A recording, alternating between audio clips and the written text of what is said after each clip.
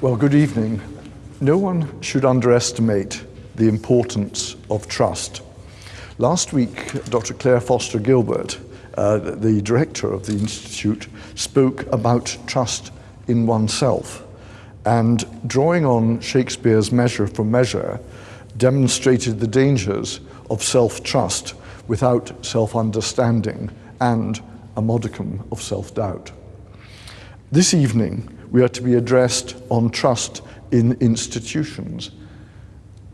Nothing could be more topical. In international affairs, we have seen the fate of Ukraine, a country guaranteed its independence and the integrity of its borders by the Russian Federation in return for the surrender of its nuclear missiles. And we have also seen the lies that have been told to the Russian people about the military exercise taking place there. In Westminster, we have heard fake news. We have heard talk of Project Fear in recent years on divisive issues. And in the United States, we have seen the storming of the Capitol in Washington, D.C., based on a belief that the presidential election had been stolen. So we live in a world where people gain information from social media and live in self-referential silos. There is a damaging perception that politicians are, on the whole, self-seeking. But when I was asked at rather short notice to join you by chairing this evening's talk, I came upon a quote from Dr. Samuel Johnson, which I enjoy very much. And he said, "It is happier to be sometimes cheated than not to trust." How can we win over the people and gain their trust? In order to help us in that this evening, the Right Reverend Anthony Ball will be addressing us. Canon Ball is rector of St. Margaret's. He was born and lived for many years in southern Africa, and after studying in the University of Durham, he worked in the civil service in the Middle East and Spain, and also I think his last posting was in Damascus. In November 2021, he was appointed assistant bishop in the Diocese of Egypt with responsibilities across the new Episcopal Anglican province of Alexandria. He has also, I have to say, been the subject of an assertion in Radio 4's The Unbelievable Truth. The assertion, I believe, was that there was a priest in Westminster Abbey who was called Canon Ball. I now invite Canon Ball to address us.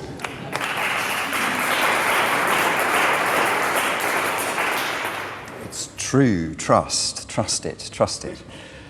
I'm going to start with two quotes from people who are alive, so as to prevent me from saying, of course, Samuel Johnson is buried just over there in Poets' Corner. It's a delight to be with you.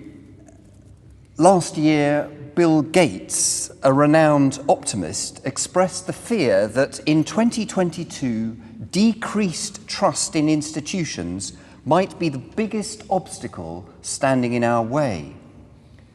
20 years previously, the chairman of Unilever, Neil Fitzgerald, said in an address to the Advertising Association, "Whether we're selling a political message or a packet of cereal, everyone in the communications business is now faced with a fundamental decline in trust." So one of the things I want to do this evening is just check the facts, the research.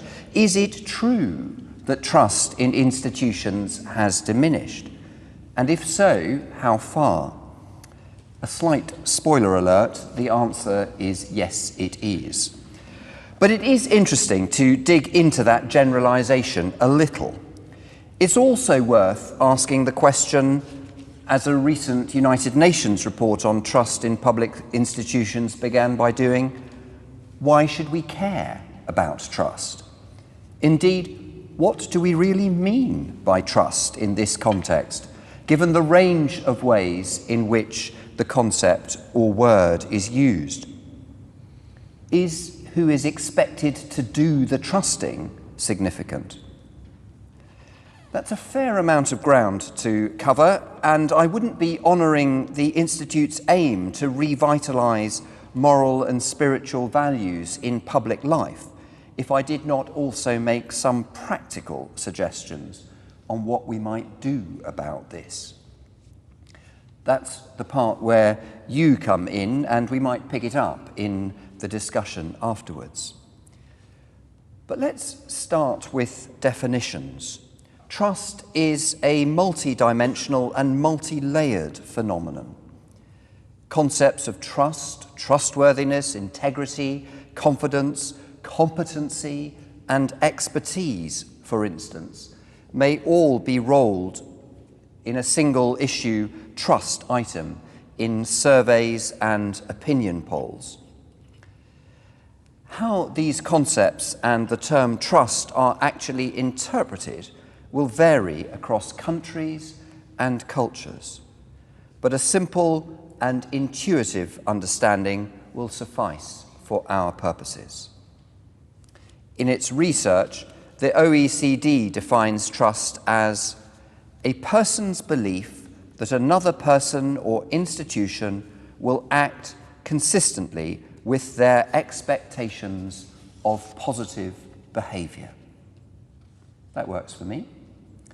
Although straight away we encounter the distinction that literature on trust typically makes between horizontal trust, the trust that members of a community have in each other, and vertical trust, the trust that members of a community have in the institution of that community. You might now be beginning to wonder, does our title Trust in Institutions mean we will be thinking about trust within public service institutions? That's the horizontal. Or will we be looking at trust of these institutions by citizens? The vertical. I'm going to concentrate on the latter, although we do need to keep in mind the former. The question of whether and why the public servants within the institutions are trusted is an integral component of how the institution as a whole is regarded. To achieve trust, an institution has to be trustworthy, for which how their officials perform and how their acts are experienced by citizens are crucial. Before passing on to an overview of some recent findings, it's perhaps worth noting that the trust we are talking about is often called reflective or contingent trust. There are other kinds of trust, like innocence, as held by young children, or implicit, as found in committed personal relationships. But they're not so relevant to this evening's lecture. Nevertheless, we should recognise that the generation of trust is the result of different processes. A cognitive process is rational and based on what happens in the real world, even if mediated by subjective factors. An affective process, by contrast, is based on what an individual has been raised to believe and can be mixed with stereotyping, positive or negative, and based on different forms of identity. So the relative weight of cognitive and affective drivers of trust is likely to vary significantly across contexts, but it is important to factor it into our thinking, as it is relevant to how different sections of society respond in giving or withholding trust. And as society is diverse, it reminds us to expect such differences. The polls and research into the question of trust in government and public institutions are fairly extensive, both in the terms of the UK and internationally.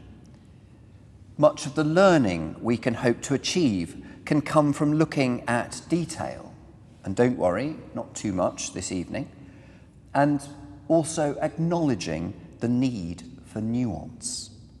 For example, if looking at the generally high degree of trust in the police force or the legal system in the UK, which consistently outstrip trust in government, it is easy to be complacent and feel that the focus for improvement should be elsewhere.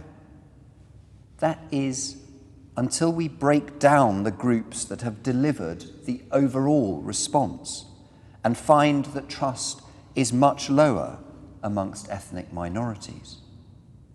Or, as the Victims Commissioner reported from a survey published in September, just 43% of victims would report a crime to the police again.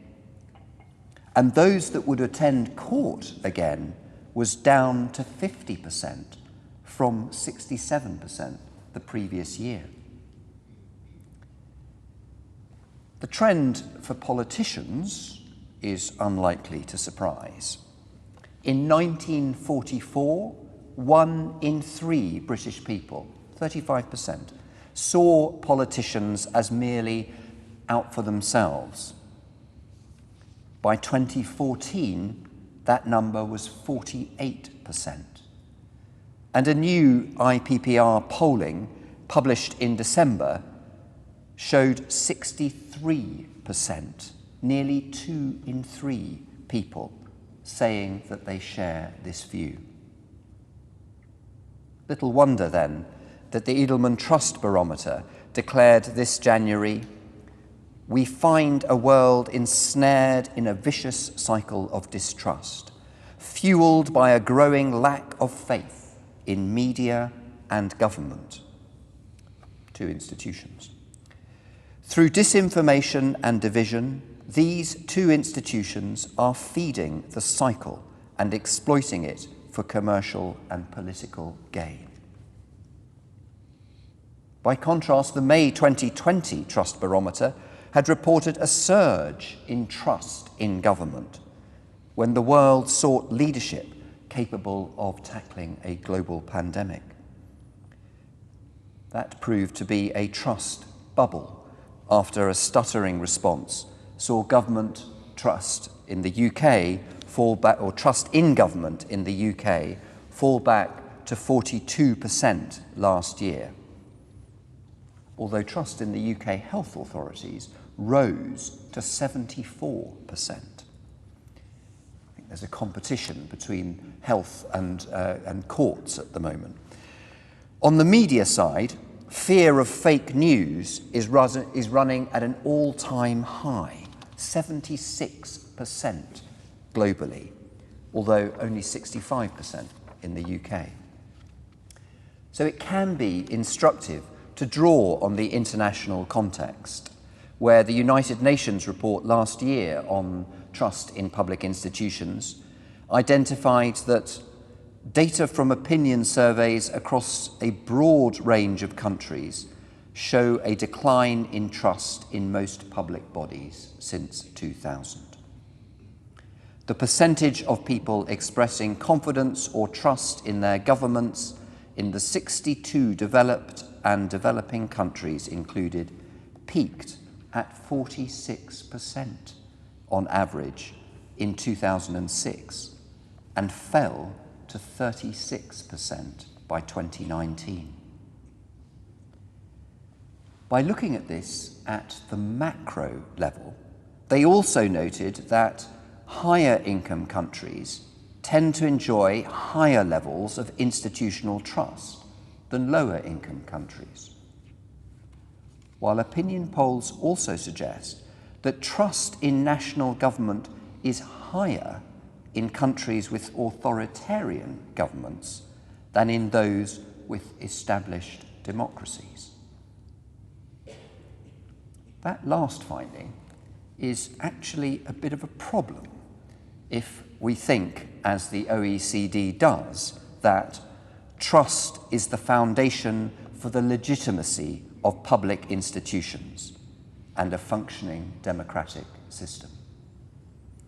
It is crucial for maintaining political participation and social cohesion. Trust is important for the success of a wide range of public policies that depend on behavioural responses from the public. For example, public trust leads to greater compliance with regulations and the tax system. In the longer term, trust is needed to tackle long-term societal challenges such as climate change, ageing populations, and the automation of work. Now, I'm not going to get into each of those issues, of which those of us involved in discussing the work programme of the Institute are very conscious, but in general terms, we can say that trust in each other, in our public institutions, and in our leaders are all essential ingredients for social and economic progress, allowing people to cooperate with and express solidarity for one another. Its absence is seen as contributing to, inter alia, support for extreme political views, increasing public discontent and protests which, beyond the UK's shores, at least for now, have resulted in violent conflict. On one occasion, when he spoke to the Security Council in 2020, the UN Secretary-General warned of a trust deficit that threatens to undermine progress towards the internationally agreed Sustainable Development Goals. But this bites closer to home too. The creation and rapid deployment of vaccines against COVID-19 is a truly remarkable achievement. So the refusal of so many people around the world to get vaccinated is a real problem and a fairly stark indicator of the severity of what can be described as a current crisis in public trust. So what can we do about it? At the start of the lecture, I quoted Neil Fitzgerald. What he went on to say was, you can have all the facts and figures, all the supporting evidence, all the endorsement that you want, but if you don't command trust, you won't get anywhere. And trust, of course, is the one thing that can't be built in a one-off spate of advertising. Trust is built over the long term, on the basis not of communications, but of action. And then again, trust, once established, can be lost in an instant. One ill-judged remark, and it's gone forever. If gone forever is true, it renders otiose the question of what we, public servants and citizens, might be able to do about this decline in trust on which we have been reflecting. Thankfully, it's an exaggeration, and it is possible to rebuild trust. It takes time and patience, energy and effort, but trust will grow as people experience trustworthy behaviour, when they see actions consistent with words, and the words are ones they understand and relate to, when they feel respected and understood. That places a premium on response and communication at both an institutional and individual public servant level, on the one hand, and at an individual and community level, on the other. it should be obvious that a one-size-fits-all approach is not going to make much headway, with different individuals and communities starting in very different places. The response to any given initiative is going to differ. If trust is to be built based on experienced outcomes, then there has to be an investment in working out how to achieve that outcome. It is more complex than being able to claim fairness or justice, and so trustworthiness, by pointing to the equality of inputs if the outcomes continue to deliver or even exacerbate inequalities.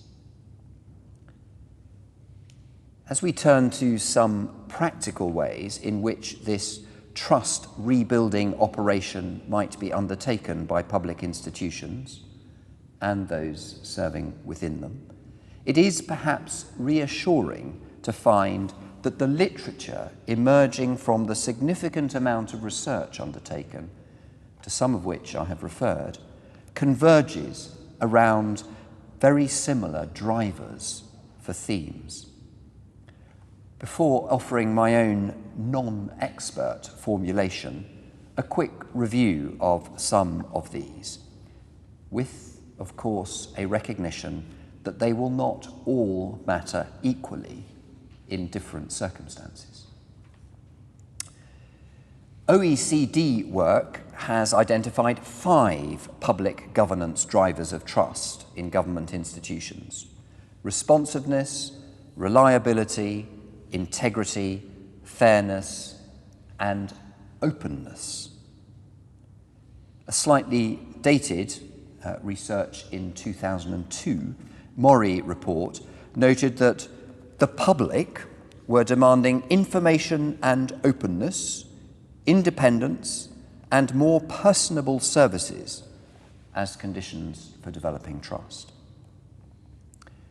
Interestingly, the United Nations has reservations about openness or transparency, noting, but to be fair, not advancing, the argument that in some cases, increased transparency may hinder trust by opening public institutions to just and unjust blame equally, and by creating unsustainable pressure on already overstretched public administrations.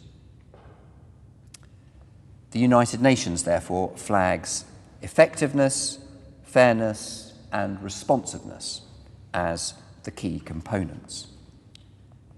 The consultancy Deloitte boils it down to just competence and intent in a recent paper, which is mirrored by what Margaret Levy pointed out nearly 25 years previously. The major sources of distrust in government are promise-breaking, incompetence, and the antagonism of government actors towards those they are supposed to serve. Matthew Bishop, writing earlier this year for the Edelman Trust Institute, also saw what has created the crisis in trust as hypocrisy, incompetence, overpromising, and the infodemic. That last, that trust has suffered due to a rise in misinformation and disinformation, is in one way or another acknowledged by most current commentators. It takes us back to the other quote with which I began, that from Bill Gates.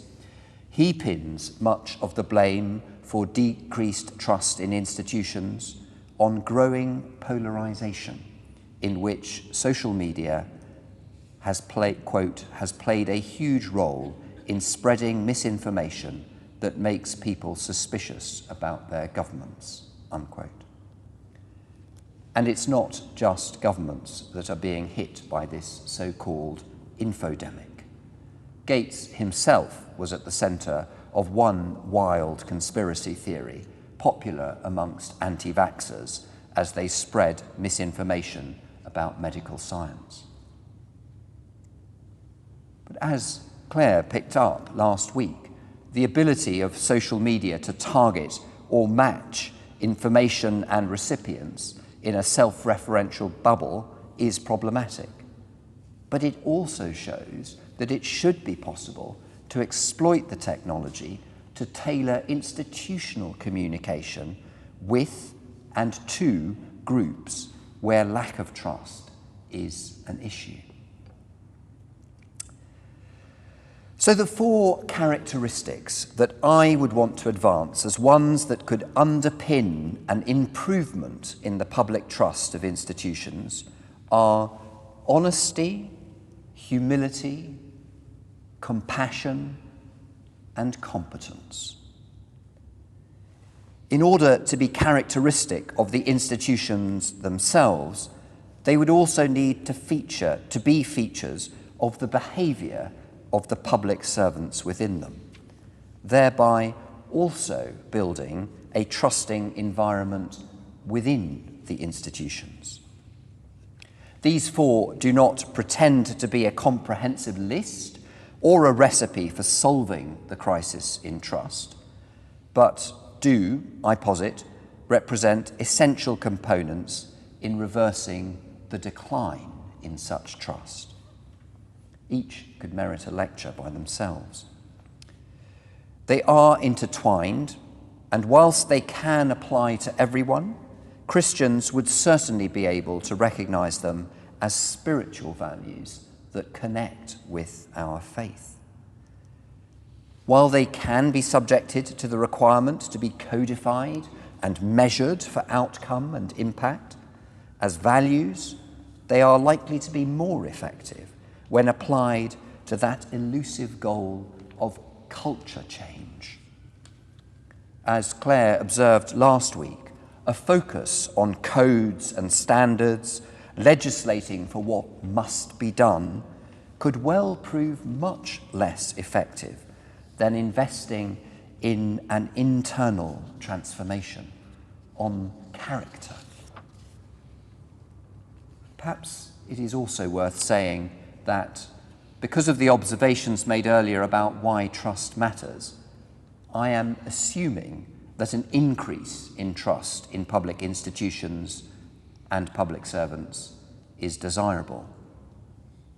I'm not here arguing that trust is necessary to deliver on objectives, although I do believe that to be true over the long term.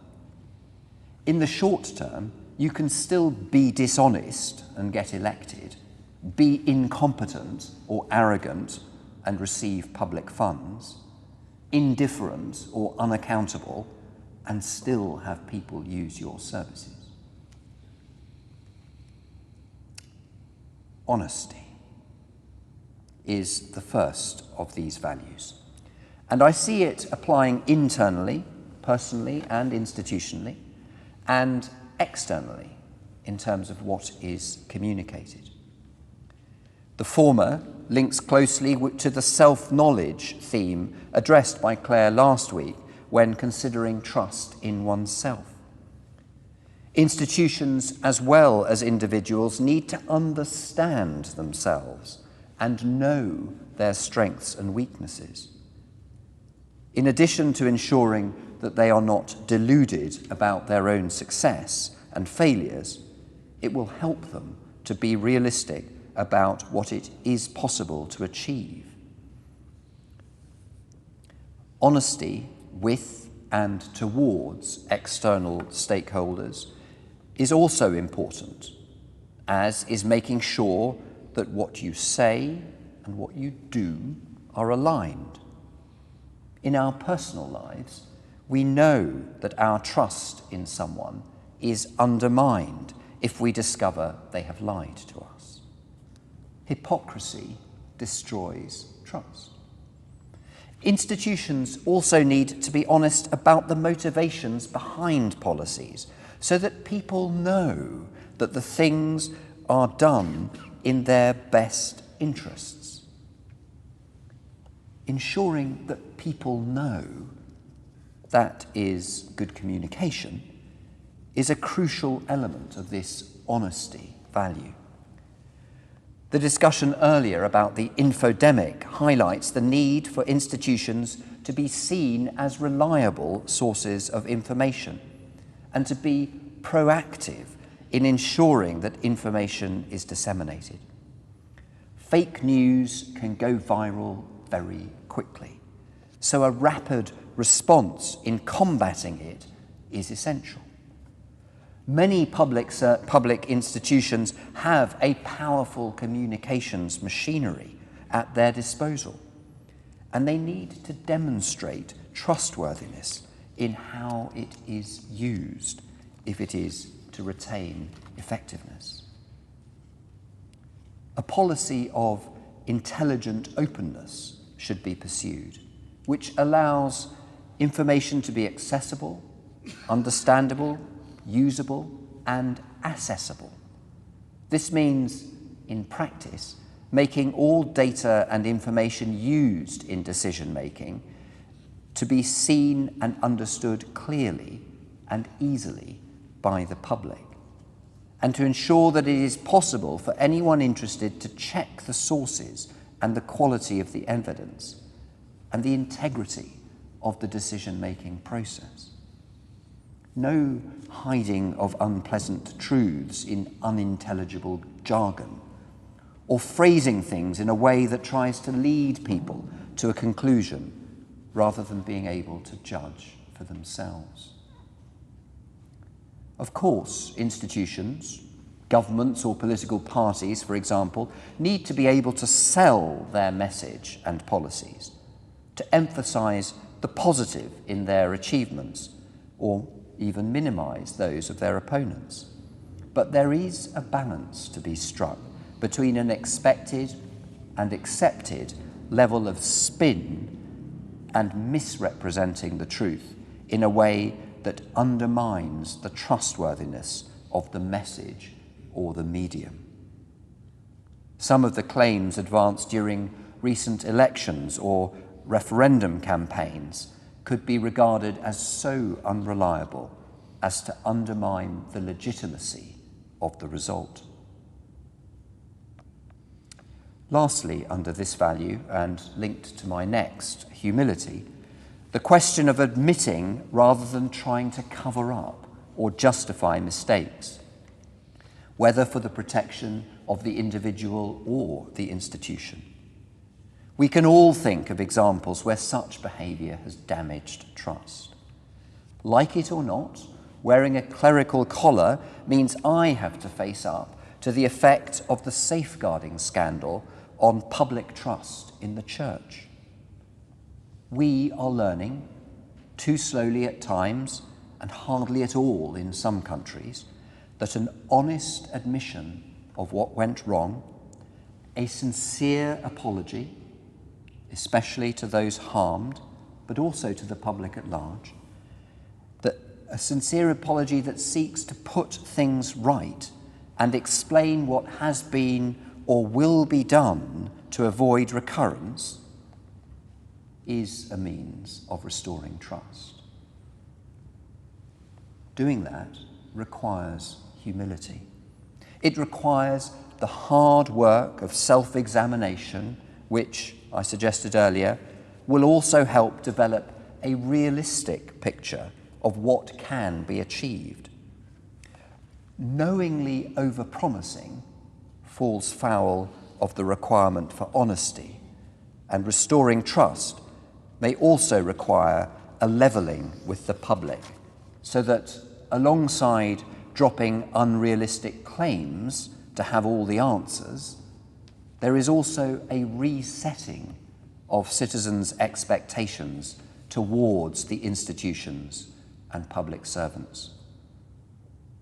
Accompanying more realistic expectations should come a desire and willingness for collaboration with others, including even political opponents and across borders, collaboration to address the complex problems of our world.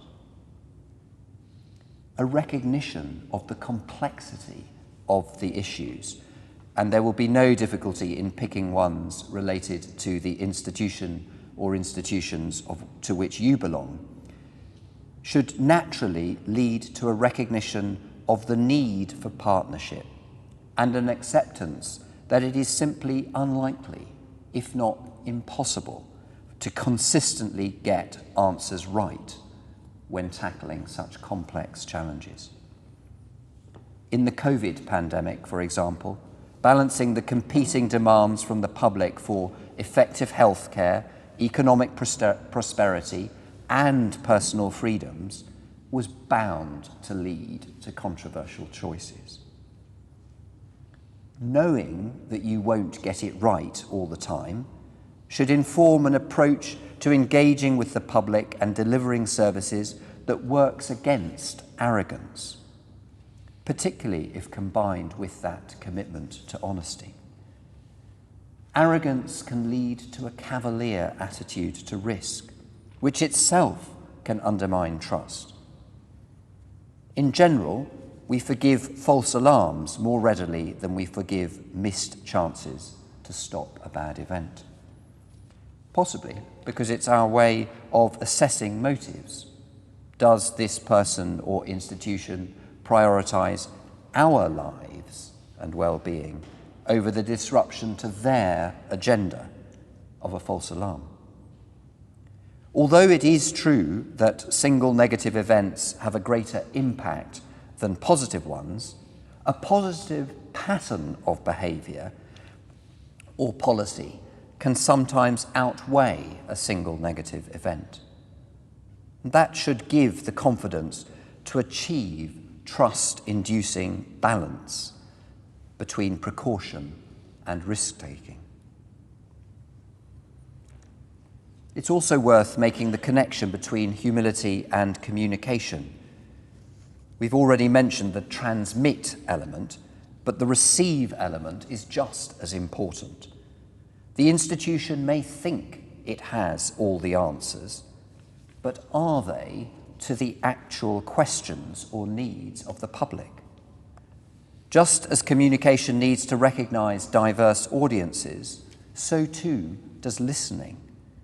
An election manifesto, for example, necessarily covers a range of policies and proposals.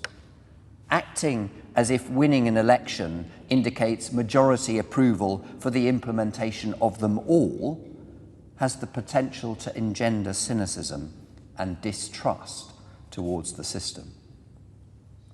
Indeed, listening to those who feel or are marginalised from the democratic system is going to be necessary if trust in that system and the institutions of it is to be enhanced and the participation ladder climbed.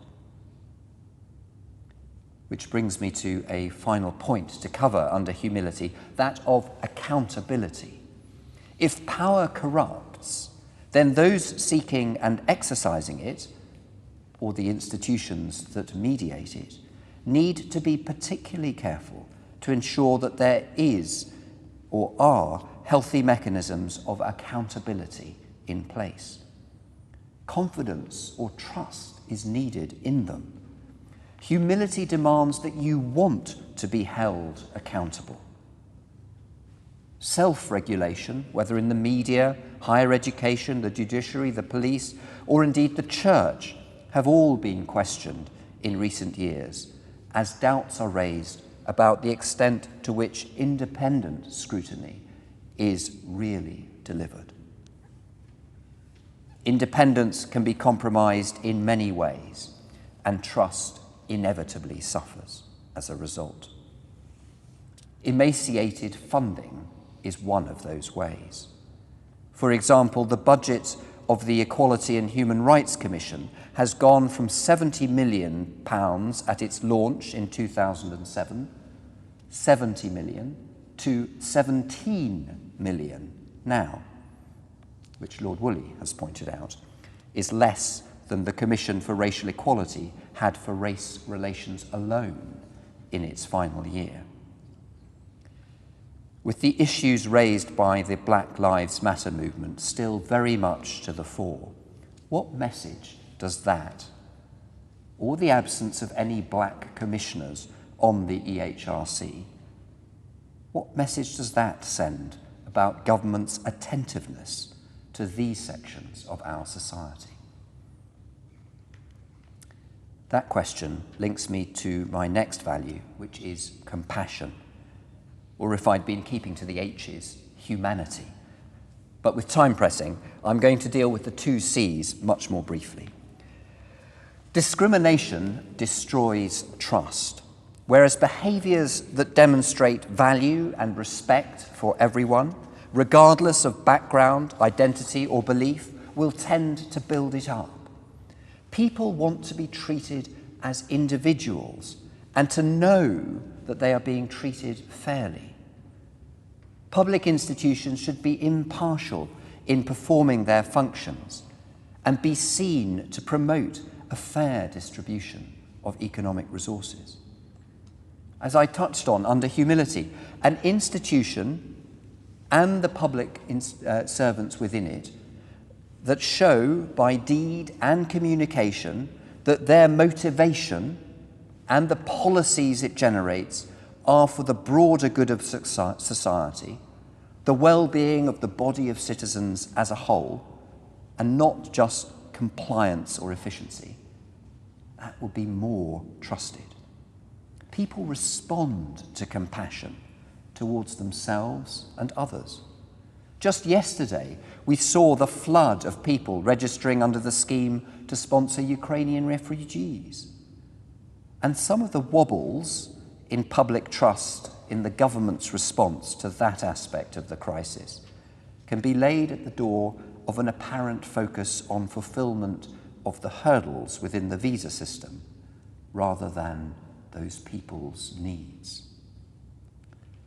As government services increasingly move online and call centres replace face-to-face interactions, a move accelerated by the protective measures required by the coronavirus pandemic, it will be essential not to lose sight of the results of research showing that people tend to trust more those they have most contact with, such as frontline staff, while they are more suspicious of bureaucrats or management.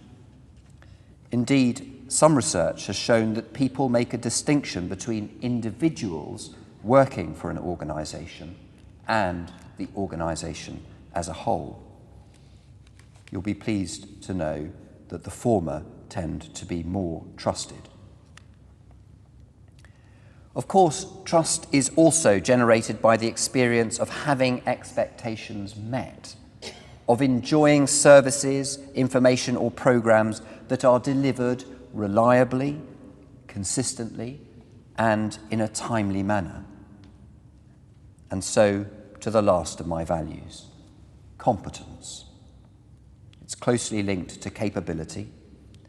An institution or individual that does not possess the means or the resources to do what is expected of them is unlikely to succeed.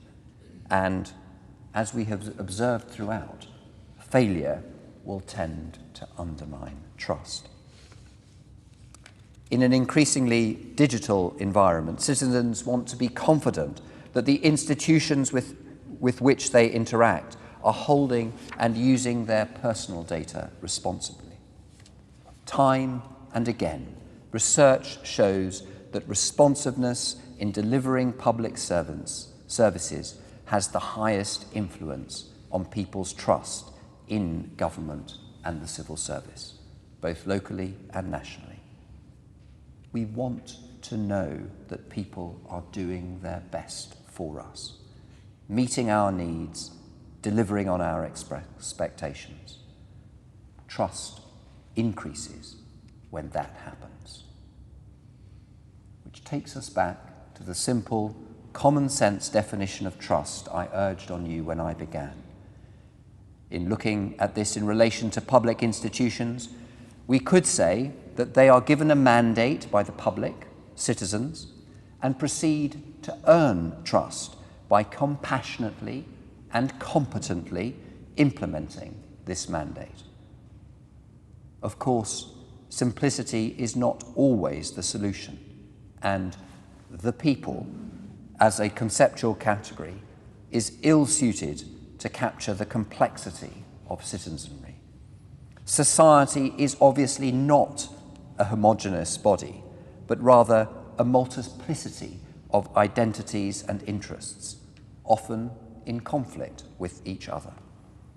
So as we seek to build trust in such a context, with and through humility and honesty, it is critical that any analysis of how to proceed reflects this diversity and gives adequate attention to the impact of and on the different social cleavages. And that, in a way, sets us up for some of the conversation next week. But before I hand you back to Lord Hodge, a concluding thought on the preposition in trust in institutions. Is there much chance of the public having trust in an institution, a government department, say, if those within it do not trust each other? If ministers don't listen to the advice of their civil servants, however well argued? Or if civil servants are afraid or no longer feel it worthwhile to give their best impartial advice to their political masters? That's where the vertical and the horizontal intersect. A cross of trust.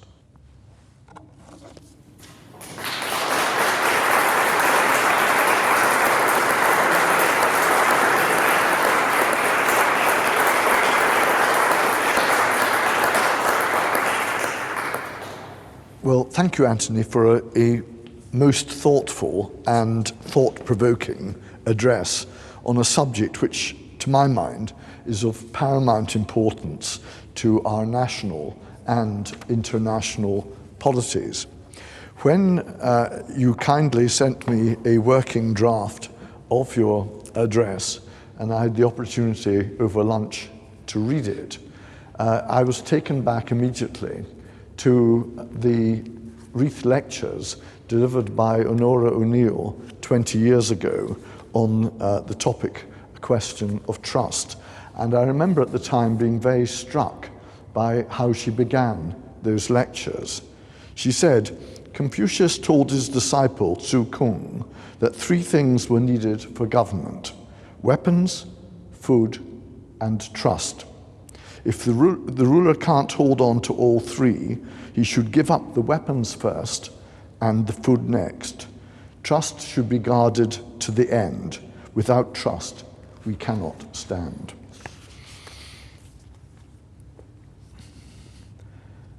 I also thought of another ancient prescription, a Judaic one this time, from the prophet Micah: do justice, love mercy, and walk humbly.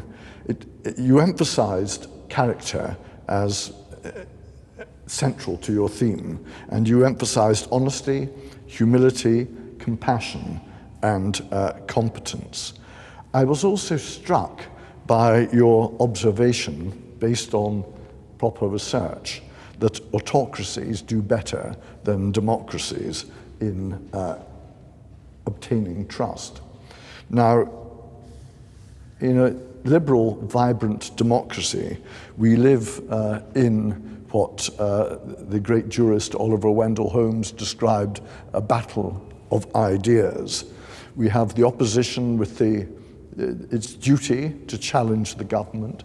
We have the media, again, wishing to challenge things said by government ministers, sometimes quite assertively, on the Today programme and elsewhere. And a question arises: how do we improve trust in our democracy? Now, coming through your talk, I see three themes. I see a need for a radical commitment by people involved in public life, including the media, not to deceive. And that's why I was very impressed last night and this morning to read about Marina Osinakova's brave protest on Russian TV, for which she may not be seen for some time. I also think a theme that you developed was an awareness that you must listen to the views of others.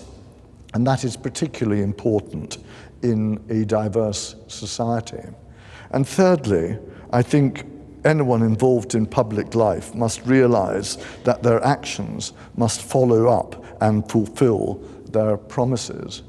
I know, having a son who's worked for the UN Development Programme, that part of their work is to encourage governments to tell people, government departments in developing countries, to tell people what they're going to do and report on their success and failures. A simple request, but one that's very needed. But I've said enough now. I've usurped the role of Lord Woolley, who was due to be here and do what I have done. And before opening up to questions, may I invite you, Lord Woolley, to give us your observations on what we've heard tonight. Thank you very much. Thank you.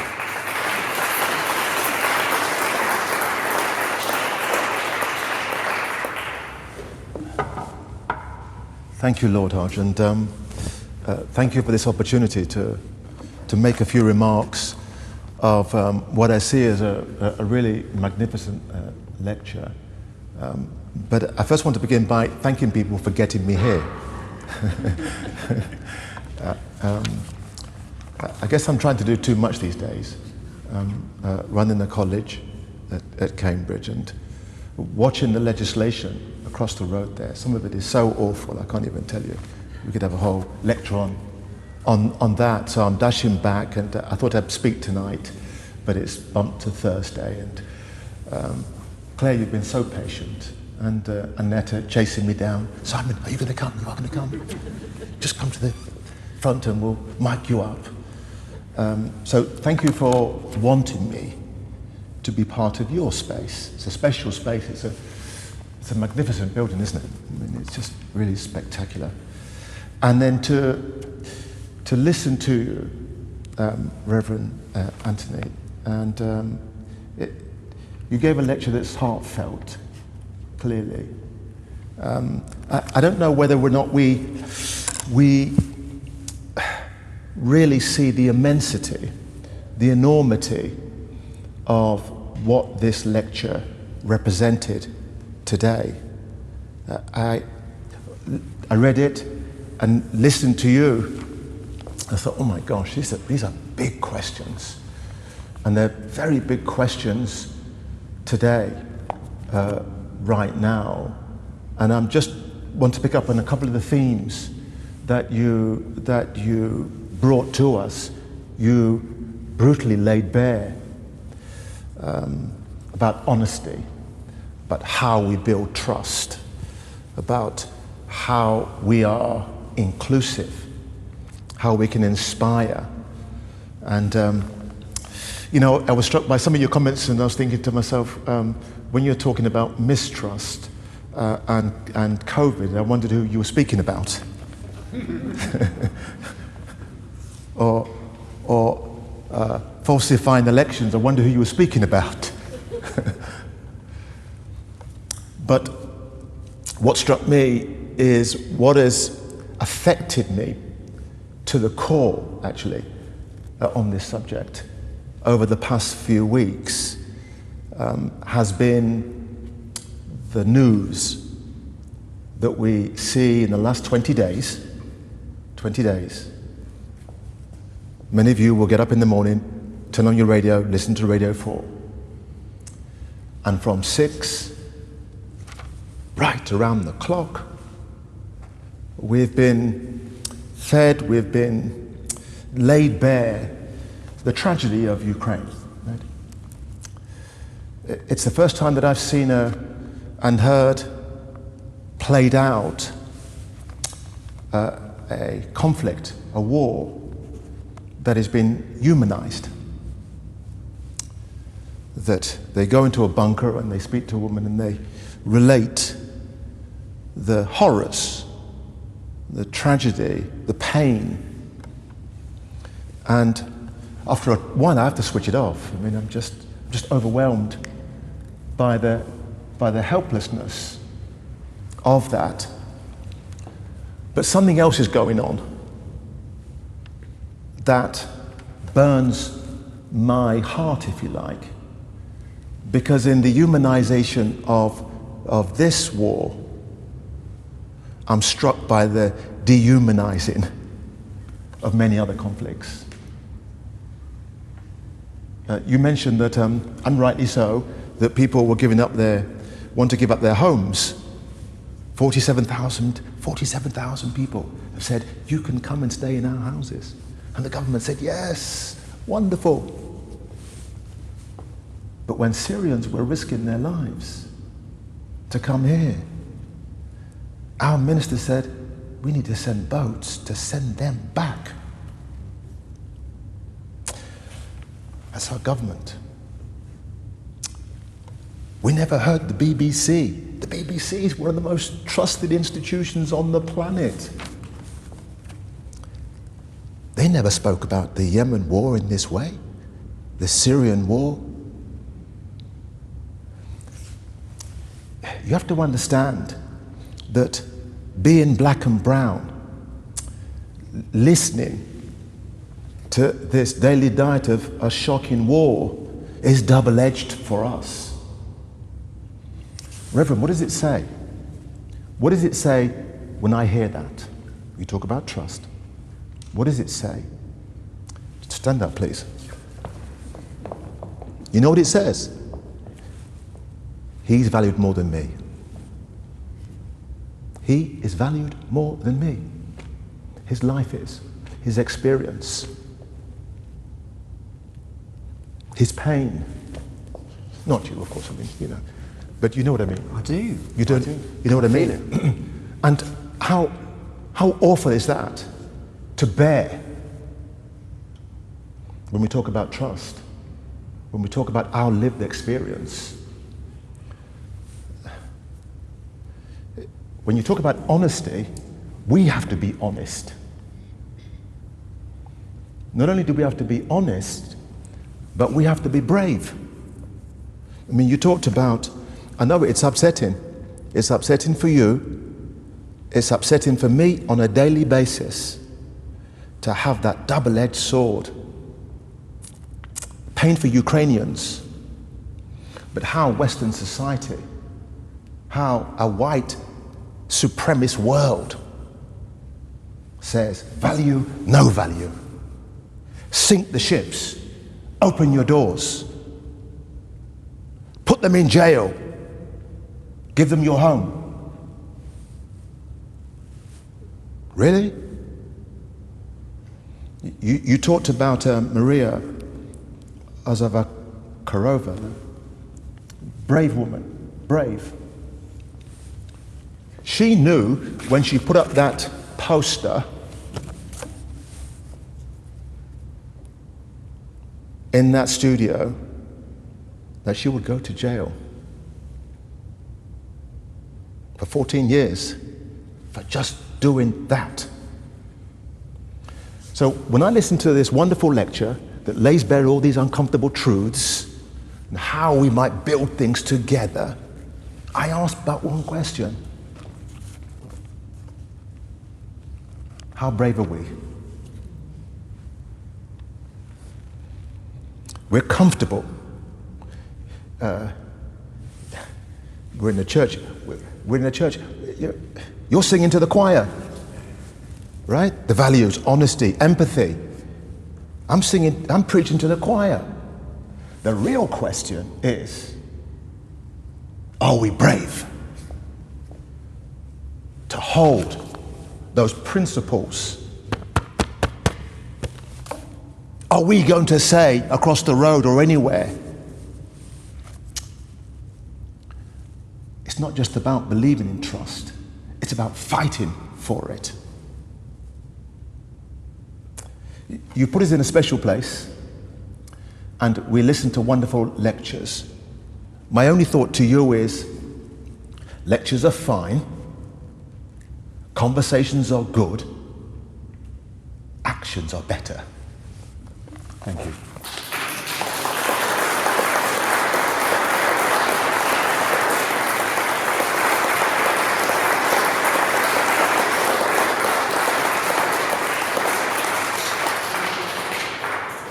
Thank you very much. We have about 10 minutes, I think, to take questions. The gentleman 4 rows in at the edge, please. Hello, my name's Anthony Massey. I was a journalist at the BBC for 33 years. First of all, thank you all very much for your deeply thought and thought-provoking contributions.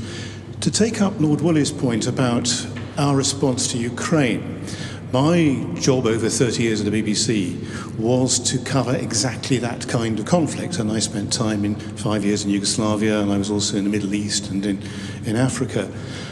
Friends of mine are in Ukraine now. It's simply not true to say that we ignored Syria and Yemen, or that we continue to ignore them. Orla Guerin, who was in Yemen, is in Ukraine now. Quentin Somerville, who was in Syria, is in Ukraine now. And Quentin said the other day that if you don't recognize what's going on in Ukraine, you haven't been paying attention, because that's what happened at Russian hands in Syria. The job of the BBC and of what has become known as the mainstream media is to do something very familiar in this Abbey. It's to bear witness. And that's how we think we can and should earn the trust of the people watching and listening. To go somewhere and honestly and truthfully say, this is what we see, and to give a voice to the people who we find. Whether anybody listens to that, and I take Lord Woolley's point of the different responses to the conflicts that we have reported, that's another question. Thank you. Anyone else like to make a comment or ask a question? Yes, at the back on the left-hand side. Thank you. It's a question in relation to the comment made about the refusal of people to get vaccinated. I should say, by the way, that I get my information from books and I don't get information from social media. But what happens where two organizations are in conflict in giving their advice? I'm thinking in particular of several religious organizations who, as a matter of principle, objected to the vaccination being given to their members, or at least in certain age groups. I think the Orthodox Church was one in respect of children. What happens if that advice conflicts with the advice being given by official authorities, health authorities in this country, for example? If a parent is a member of those religious organizations, whose advice should be followed if there is a conflict of opinion? I think perhaps where we come to in the context of this discussion is, where is the trust? So in making the comment about the extent of non-vaccination, it was to illustrate the point of the trust given by those making the assertion that this was what was needed for the public good, for public health. Now, clearly, people need to make their judgment. That's part of my point about humility, I think, is to say we don't have all the answers. What we can do is put before you the information such as it is, and it's something that's been developed as rapidly as the COVID vaccines. A lot of the information is not going to be based on long-standing studies. You'll have to form a judgment on that basis of that information. That requires a trust from those communicating in the judgment of the people receiving the information. So it's not down to. I don't think the question of trust is worked out in competing bits of advice. I mean, I suppose in a way it's who do you trust more, but there's a rather different type of trust involved in a religious institution that's trying to make a theological point about receiving medicine and perhaps interfering with God's processes for a particular group of religions, and the point made by governments about this is what we need in order to get our economies back going again because of the nature of the virus. What I would say, and I'm picking up I think on Lord Woolley's point, and indeed the one about the BBC, is where you are being honest and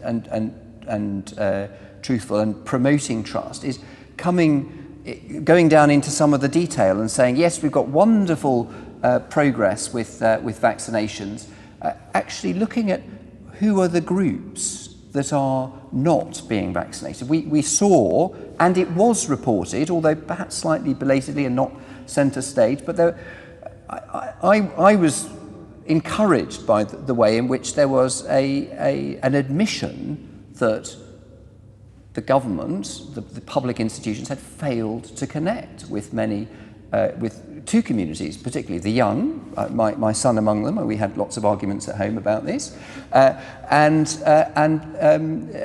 people from minority ethnic backgrounds, and we faced up to it in a way. Whether we actually did enough about it, another question. But at least it's the beginnings, and I think that's really how I mean the whole Syrian thing, as my wife and I living in Damascus and knowing families, friends of ours that are no longer because of the way that conflict panned out. I was very disappointed at the way it came off the screen so quickly, and 20 days is a long time for the Ukraine to have stayed on our screens, and I think there is why is that? Sorry, I'm getting off track, and I'll see if I can take I want to make sure that Lord Woolley comes up here. Far more interesting take one things more to say. question. The lady in the third row inside. Yes, hello, good evening everyone. My name is Layla Pilgrim. I'm a civil servant, currently working on a public inquiry. Two quick reflections. So when you spoke, you talked about the contingent nature of trust. And I think that's a really important point that also goes to the issue of humility and what's being promised. Of course, it is important that there's personal integrity and that institutions are trustworthy. But whether or not individuals offer that trust is something that remains within their gift. And there may be a number of reasons why that trust is not forthcoming. And the example that the person who spoke when they were talking about vaccination, it may well be that where there is a hierarchy of norms, if you like, for what guides someone's behaviour, it may well be that whether or not the public institutions are trustworthy, that's not actually the primary driver in their decision making. That's one thing. And the second thing is that we've talked a lot about the dimensions of trust. And I think there's something there about the speed of it. So you talked about how it takes time to build it, but it can be lost in an instant. But I think we should also really recognize deeply that trust in temporal terms has a spectrum. So whether something is depicted on the news or wherever we get our information, and the extent to which that coverage is detailed, many people have a long memory. So when you don't trust in the present, it may be part of a long continuum, and to my mind, that is not always reflected. Thanks. Could we grab another half a question? Yes, of course. I think part of what I was going to say has been said, and I was just this morning, I spent the good part of the morning at the New Scotland Yard with a group of black priests and pastors trying to start to rethink how we can rebuild the relationship between the police and the black community because of the lack of trust that is generational. And not something that's just because of the current situation. So I wanted to say that building trust needs building relationships, but you also have to overcome the high level of skepticism because of the generational lack of communication and lack of trust. And then I think also that we have to remember that there's no level playing field when we're talking about how we build trust. So the institution who wants to work to build trust has to remember that they've got to dig really deep to enable people to really think about whether they can trust them. So there's no parallel to say, well, we come into a room and there's an equal relationship. Actually, there isn't. I think that was, the inequality of the starting point was something I was trying to bring out, and the reference to the effective way in which we trust is actually some trust is inherited. I've conveyed to my son that this group of people are to be trusted because that's been my experience. We have to recognise, and I think what I'm urging on those of us that are in these public institutions, which I think will be many of us in one way or another, is to do precisely that kind of archaeology, to go back and say, I'm a bishop. I was in Ethiopia quite recently as a white person who was born in Zimbabwe. I've got a sort of whole colonial heritage that comes. It's not my fault, but that's who I am. And when I turn up and speak as a bishop, a man of authority with the clergy and people in Gambella on the border with Sudan, if I think I'm just talking as I would to clergy in the UK, I'm deceiving myself. And that humility to say, actually, where are you starting from, Anthony, is something that I think is so important in building trust. And it is a long, hard process. Could I also say too, what's really, really important about this whole... Please come, because just so others can hear. Yes, what's really important about this whole discussion too is a bit like what you said at the front there, is that we have to be believed. When you talk about the police and black people that used to get beat up, that used to get fitted up, before there was cameras, we would never be believed.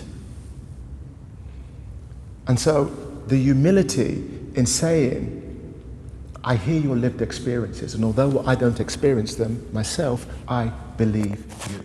I believe you. And of course the BBC did cover Syria, but they didn't cover it in the humanizing way, in a relentlessly humanizing way. That we cried when we heard the Ukrainians speaking from their experience. All we saw in Syria were the buildings or children's faces wiping their eyes with chemical. We never heard from them. And it wasn't wall to wall. And so believing us in saying, the whole black world out there is saying, we're treated different. And what we don't want is, no, you're not. Everything's fair. Thank you very much. I have to earn Claire's trust and bring these proceedings to a close. So I'm sorry I can't take your question. I was given strict instructions to wind things down at a certain time. I will carry out my remit and hand over to Claire. So it just falls to me, I'm Claire, Director of the Institute, to say thank you, Simon, for getting here. Thank you, Anthony, for your lecture. Thank you, Patrick, for standing in at such short notice and for being so magnificent in your chairing of the event. Thank you very much.